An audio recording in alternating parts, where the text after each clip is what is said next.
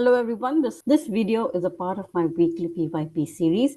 We are starting today, 15th of September, and we'll be solving the CDP section of paper 1, the 7th July 2024 paper. If you want to see a shorter video, which I had done immediately after 7th July, I'll put up a link somewhere here. But in this video, you will get not only the questions, but also the answers and a feeling of the entire experience I have with my students. This will be a weekly thing which I will put up in the same playlist. And if you wish to be a part of my weekly PYP sessions, henceforth, the link will be in the description. Let's begin. First question is, which of the following would support continuous and comprehensive evaluation? Best works portfolio, growth and learning progress portfolio, standardized intelligence test, or standardized achievement test? So what would the answer be?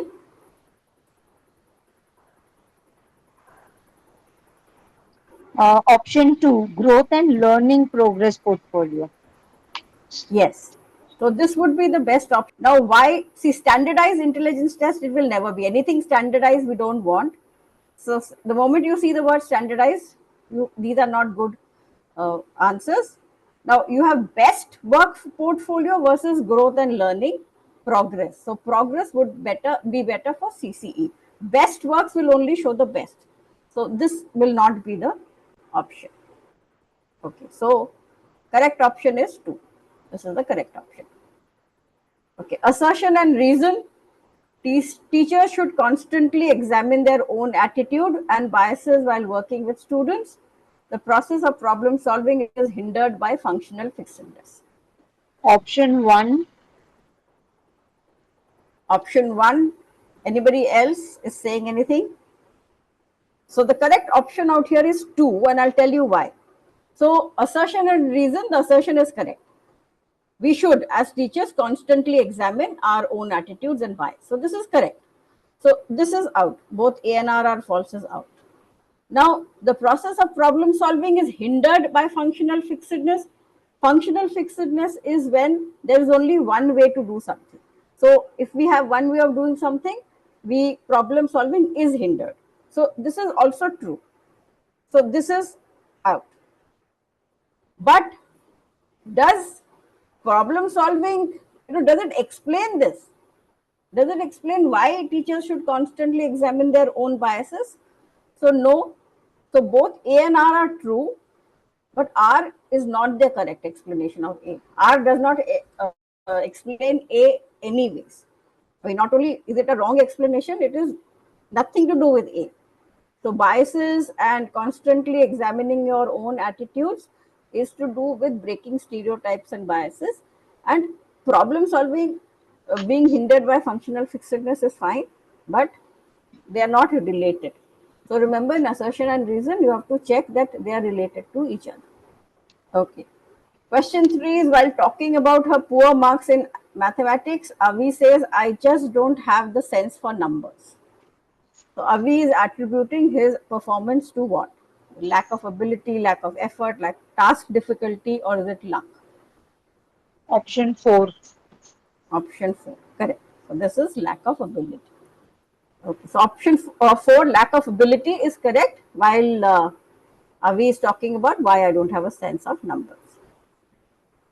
Now, question 4, according to Vygotsky's theory, which of the following is a commendable approach in order to optimize students' learning experience? So, providing students with work that is completely unrelated to their current level, providing students with work that is just beyond their current level of understanding, providing no support to student, or providing students with work that they can manage and complete individually. So what did Vygotsky say about it? If you had to take a guess, see, the best way is to eliminate. Completely unrelated work, we don't have. Providing no support, we don't have. So your options are between 2 and 3. 2 and 4, sorry. Option B. Option 2. Yeah, option 2 is correct. Now, don't get confused with 4, because Vygotsky had said that it should be one in which, you know, the ZPD, that it should be something which the child can do with somebody who knows a little more. So the scaffolding has to be at that level. So he talks about, and this is also what Stephen Krashen has said, that any kind of understanding given should be at I+1 level. So this is what we will do when we are doing languages. Yeah, but that is correct. Which of the following statement best describes the role of the teacher in a progressive education, in progressive education? So, primary source of knowledge, facilitator, implements the prescribed curriculum, leaves the children on their own independently. Option Ma'am, I 2. guess option 2. Yeah, 2.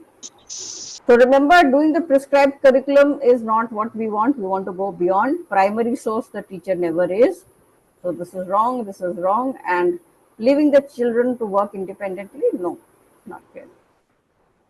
Gardner's theory of multiple intelligence implicates that everyone possesses and understands world in the same way. Human beings differ in their abilities in different domains. Intelligence has only one dimension. Intelligence is only about practical learning. Option 2. Correct. So he's the first one who says they don't learn in the same way. Intelligence having many dimensions is said by him, and practical learning he has not talked about. Which of the following sequence represents a concept in accordance with children's gradual development of cognition? Option 4. No, it's option 1. This is taken from Bruner's theory, where he talks about the fact. So whenever a child is learning, he will first start with actions. He called it the inactive stage. So if you want to teach about, let's say, jump, so first you have to jump in front of the child, you know, for him to understand what jump means. Then even an image will do, and then just the word JUMP will do. So image can work, and then symbols. So this is the stage. This is given by Bruner, also by Piaget. This is the cognitive field. Remember, we start with actions, then they need images, and then the symbols can take up. Another assertion and reason: teachers should provide emotional support to children in the classroom to ensure effective learning, because emotions and cognition are related to each other in complex ways. So we start with the first one. Should teachers provide emotional support to children in classrooms to ensure learning? So we know that this is true. This is true. But is this the correct reason, that emotions and cognition are related to each other in complex ways? We know that is also true, and that is why teachers should provide. So both A and R are true, and R is the correct explanation of A. What was the issue there? Why were you not able to understand or do this? I'm actually making a video on assertion and reason questions as to how one solves that. So is there anybody else out here who finds assertion reason questions difficult? So there were around 6 to 7 questions of assertion reason. These are the easiest to get marks in if you know what to do. First, check whether the assertion is true. If it is not true, then option 4 will be your answer. I mean, I'm presuming they'll put it in this order. If it is true, then go to R, see whether R is true. If R is true, then third step, check whether R is explaining A. So it has to, R not only has to be true, it has to be the correct explanation for it. So that way you get option 1. This I will mark and keep, because very few of you, none of you could answer this. So here both A and R are true, and R is the correct explanation of A. Question 9, which of the following statements about development is correct? So development is a discontinuous process. It occurs in spiral, not linear. Proceeds from specific to general, and aspects of development are independent of each other. So which is correct? Option 3. No, development always moves from general to specific. Remember, we can generally do something, and then we will be able to specifically do it. Like for example, we will first be able to move our whole body, and then we will be able to use our fingers, or first we will move our whole hand and then maybe one thumb. You know? So it always moves from general to specific. Option A, ma'am. Discontinuous process. No.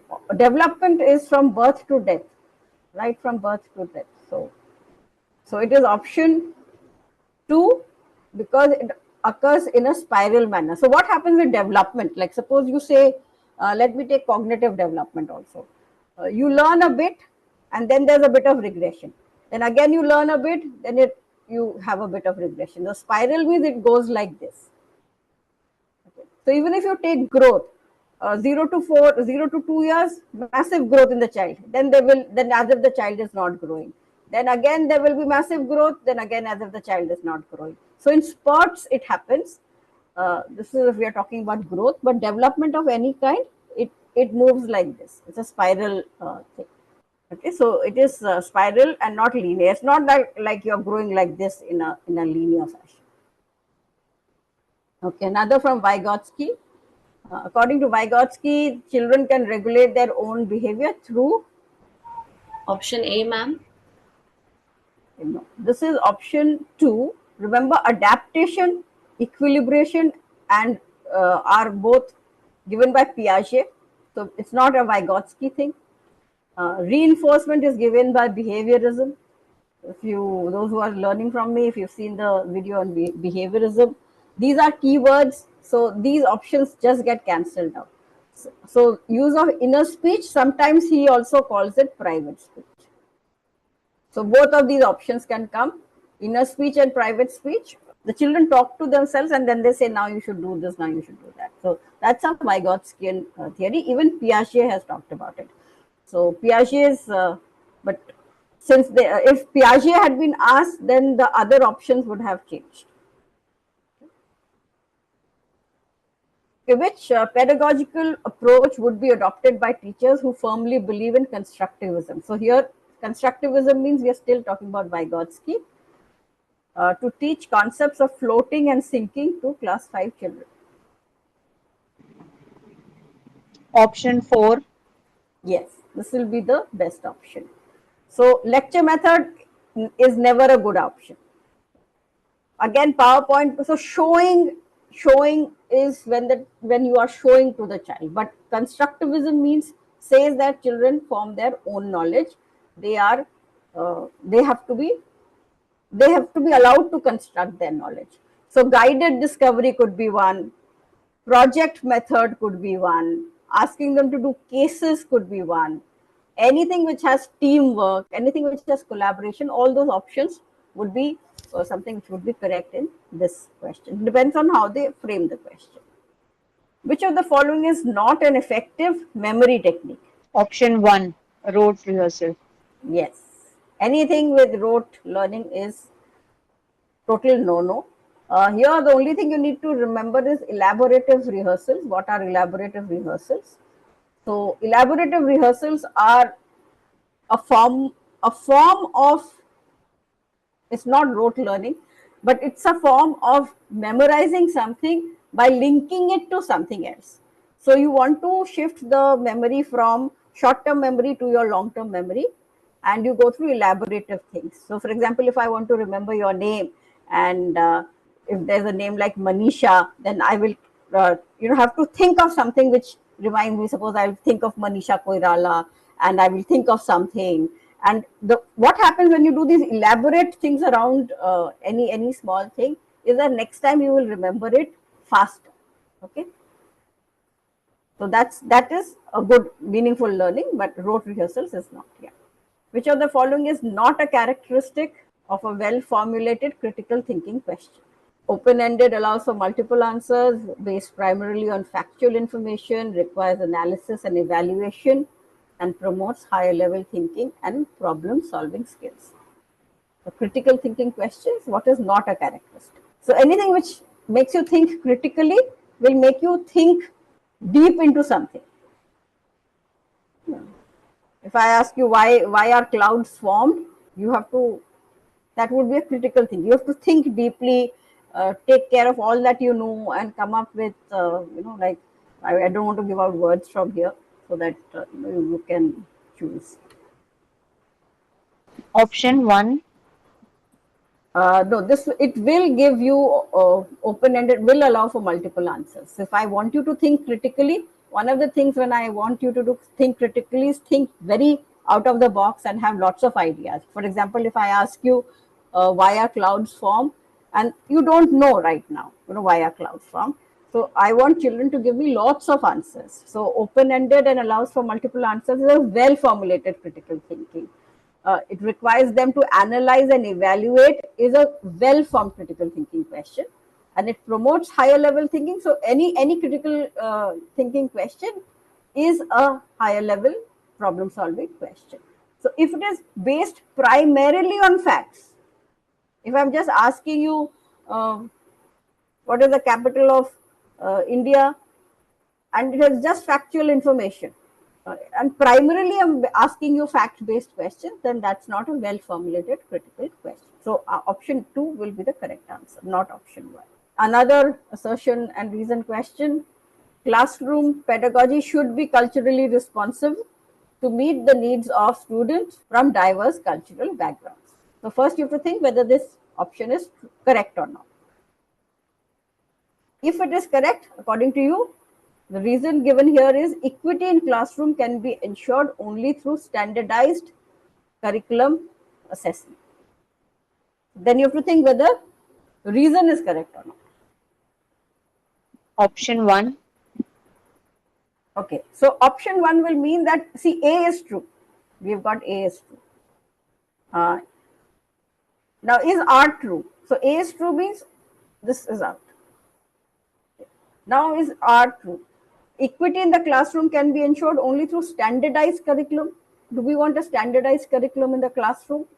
No, we never want standardized curriculum. We want an individualized curriculum, because that's the only way we can have equity. Somebody whose language is weak, we should promote language more for him. Somebody whose maths is weak, we should promote language more, maths more for them. So R is false. So A is true, R is false out here. So step 1 is assertion true? If assertion is true, then check that reason is true. And if reason is true, then is reason the explanation for assertion? That's how you have to go about it. Here, reason is only not true. I mean, the statement is not true. So A is true, R is false. Jagriti has learned that her dog Rusty is a golden retriever. When she sees another dog that looks similar to Rusty but is a different breed, she calls it a dog too. According to Piaget's theory of cognitive development, which concept does this demonstrate? Option 4. Yeah.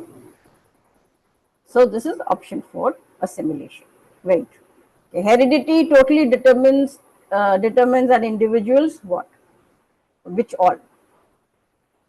So they've given 4 options. You've given sex, gender, academic success, learning style. What do you get? Only through your genes. Heredity means you get it from your parents. Okay, here the option is 1. Remember, your sex is biologically determined. Gender is a social concept. Learning style is both social and environment. Academic success is totally social. What is success? Like if I say in a class, everybody who has got like CTET says 90 on 150, you are a success. Okay, if they had said 80 on 150, you are a success, then it is determined by the society. So academic success and gender are social concepts. Learning style is a mix of both environment and biology. But sex, whether you're a male or a female, is totally determined by heredity. Another assertion and reason. Teachers should focus on asking questions in the classroom and encouraging children to ask questions rather than giving instructions. Okay, the teacher should give less instructions and focus on encouraging children to ask questions. Yes. Okay. Children-centered pedagogy means giving opportunities to children's voices and ensuring their participation. Option 1. Yeah, this is correct. Because A is true, R is also true, and R is also explaining A. Repetitive and ritualistic behavior is an identifying characteristic of which of the following will be having repetitive behavior, and ritualistic behavior means they repeat the same thing. They want things in a particular way. So this is your ADHD. Option 2.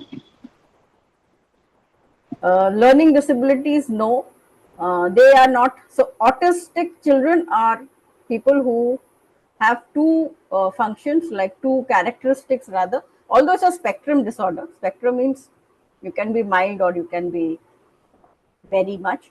But there are two things which come up with autistic children. One is social manners, or like, they won't look at you in the eye, they don't behave in appropriate social roles.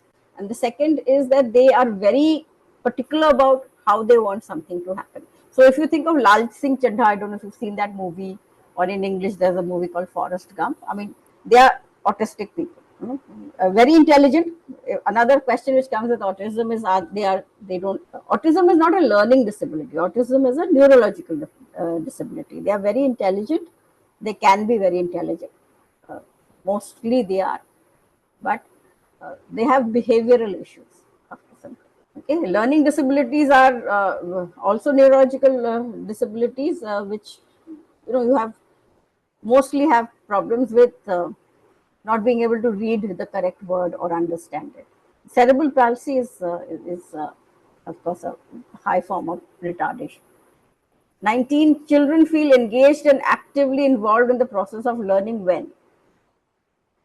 So the options given are: activities are related to their context, focus of learning is repetition and memorization, socio-emotional needs are ignored, prior knowledge is discarded and negated. Option 1. Yeah, so this is a simple one, because these are all, we don't want memorization, you don't want to be ignored, and prior knowledge has to be taken into account. Okay, children with learning difficulties typically, so why are they having problems? They have difficulties in reading due to poor eyesight. They have problems in regulating their emotions. They have confusion with letters and alphabets that look alike. And they have very low IQ as diagnosed through standard intelligence test. Option 3. Yes. So yes, this is correct. So remember, all of them don't have emotional issues. Poor eyesight is not a problem, and they may have very high IQs, and standardized intelligence tests. So anyway, we don't want. So confusion with letters and alphabets are your common, your dyslexia, dyscalculia, dysgraphia. Another word which they are using nowadays is phonological awareness, especially with respect to dyslexia. So phonological awareness is whether they can see a letter like CH and know that it has to be called CH. So that is the entire thing. Okay, question 21. Feral children. So feral children are those who have experienced severe human social deprivation since a very young age. Severe deprivation usually have delayed or hindered development, and despite rehabilitation, the improvement in certain domains of the development is likely to be subordinate. English use here. This period wherein development is significantly influenced by environment support is called. What is this period called? So basically, they've given one scenario that there are children who go through severe social deprivation at a very young age. So you see that when they have go through severe deprivation, human deprivation, like parents have died, they are not getting loved, they become orphans, something like that, then they have development becomes cognitive development or certain domains they are less. So now they are asking, इतना बोलने के बाद कि वो जो development period है where environment affects the child a lot, what is that period known as? Sensitive period. Option 4. Yes, that's the correct answer. So this is a technical word which you just need to know, that this is called the sensitive period. Okay, preconceived generalizations about behavior of various genders. What is this called? This is how genders behave. Boys behave like this, girls behave like this. What is this called? So this is your gender stereotyping. Stereotyping is how somebody does something. Like girls, this is how they should be. They talk softly. Discrimination is when there is a harm which is caused. I won't give you a job, or you can't study. So that's discrimination. Gender identity is what you feel. Because I'm a girl, this is what I am. And gender typing is, so when a child is growing up, I have to see the society around me and decide what it means for me to be of my gender. So if my gender is feminine, what does it mean for me to be feminine? So I take a model, I take a role model, and then I imbibe everything. Like I should have long hair, and whenever I go out, I should be well dressed, and I should wear a sari. Uh, so I should put a bindi. I should, so whatever it is around me that I see women doing, and I start typifying it, as in I become typical of that. That is gender typing. So that's individualized when you are socializing the child. It's a very good concept, we do all need, but it should not become a stereotype. 23, in an inclusive classroom, special children always work on their own curriculum. All children have access to and are included in classroom activities. Special children are looked upon as needy and dependent. All children follow the same curriculum, and uniform pedagogy is adopted for all learners. Option 2. Yes. So remember, even if they write gifted children, that would be wrong. All children, they have to be included, but not in a uniform way for everybody. So inclusion means we are looking at including everybody, but giving them individual. We are giving catering to their individual needs. What is the primary purpose of asking critical thinking questions? Why do we ask critical thinking questions? So that they develop procedural knowledge, to access students' knowledge and understanding skills, to promote higher level thinking and problem Option solving. 3. Option. Yes. Memorization, we don't want. Knowledge and understanding, remember in Bloom's taxonomy, are the lower ones. And procedural knowledge, so this is one option which you could have thought about, but critical thinking knowledge would be higher level thinking and problem solving. Which of the following is correct about the process of learning according to socio-constructivist theories? Learning is an individualistic process that occurs in isolation. Learning occurs only in the classroom or formal education system. Learning is a passive process. Learning is a social process of meaning making. Option 4. Option 4. Yes. So socio-constructivist, again we are back to Vygotsky. So lots of Vygotsky in this paper. Social process. And anyway, if you have only in the classroom, those are anyway going to be wrong options. Okay. Another assertion and reason, while some children start babbling and uttering 2-word sentences at 12 months, others don't do this till they are 20 months old. So first you have to check out whether this is true or not. And then the reason is developmental milestones are only suggestive, and development of an individual child can be quite varied. So again, is R true, and does R explain E? Option 1. Yes, this is option 1. Both are true. So in the stages of learning, when we are talking about stages of verbal development, we learn about babbling, and some generally it happens by 12 months, but then children it depends. And that is because developmental milestones, whenever we are talking about it, they are just suggestive, indicative. Generally ऐसा होता है, but नहीं भी हो सकता है. Growth in height and weight of a child is an example of. Option 1. Quantitative change. Quantitative change. Yeah. So not qualitative change, and cognition and affective domain is not asked. When presented with Heinz dilemma, so Heinz dilemma is your dilemma given in Kohlberg's theory. Those of you who don't know, just tell me, I'll explain that. The law wasn't set up for those circumstances. Taking the drug in this situation isn't really right, but is justified.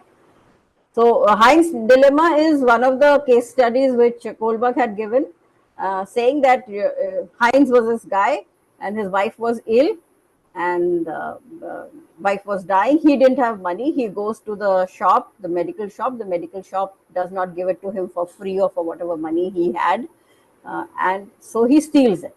So then he asks the students that, is is Heinz correct in stealing? So when Arunima is asked, she's saying that the law wasn't set up for these circumstances, but it isn't right, but it's justified. So which stage is she in?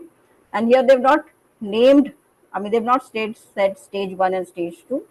So social concern and conscience is your stage 4. Morality of contrast of individual rights, this is your stage 5. Orientation towards punishment and obedience, this is your stage 1. And instrumental purpose and exchange is stage 2. So they've given you the names out here. You have to know the names of Lawrence Kohlberg's theory. So among stage 1, stage 2, stage 4 and stage 5, where is this child? Okay. So morality of contrast and individual rights and democracy is where the child is. So for that, I guess you have to revise Kohlberg's. Okay, which of the following is correct in context of gifted children? They are free from the risk of learning disability. They are certainly excel at all areas, academic, social, and emotional. They're always happy, popular, and adjusted, or they learn at comparatively advanced pace than other students. Which is correct for gifted children? Option 4. Yes, option 4. So remember, gifted children can have learning disabilities. A lot of children with learning disabilities are actually quite gifted. We can't say that they will excel in all areas and they're always happy and popular. Sometimes they are not happy and they're quite introverted. But they definitely learn at a comparatively advanced pace than the other students. The last question, as per Piaget, pre-operational stage is characterized by children's ability to perform what? So when you're in the pre-operational stage, what is it that you can do? Okay, so symbolic play and animism is what they can do. Classification and seriation happens in the in your concrete operational stage. Imitation and reversibility is concrete operational stage. Conservation is again the concrete operational stage. So in the pre-operational stage, they can do symbolic play and animism.